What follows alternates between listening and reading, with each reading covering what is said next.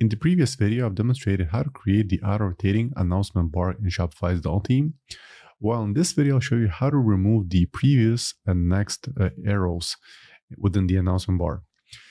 So to remove the arrows, let's log into Shopify admin account. Then go to online store.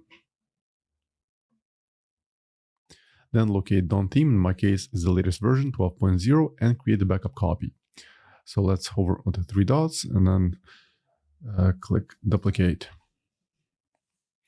In about a minute or so, the theme will be duplicated.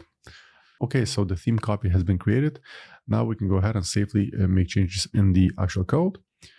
So once again, locate Dawn theme, click on three dots, and then select edit code. Then in search, type the following, base.css. Then locate the base.css file within the assets folder. Then open it. Now scroll all the way to the bottom. In my case, the code ends on line 3513. So let's add an extra space underneath. And in my case, I'll be typing code on the line 3515. So to remove the previous and next buttons, let's type the following. .announcement bar slider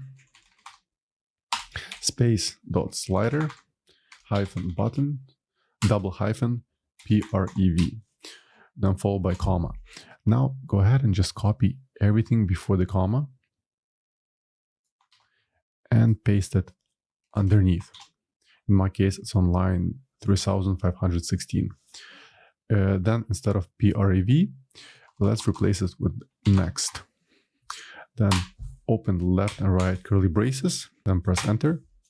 Then on next line, just type display space none, followed by semicolon. So this is what the code should look like. Let me just zoom in a little bit. So once you're done, just click on save.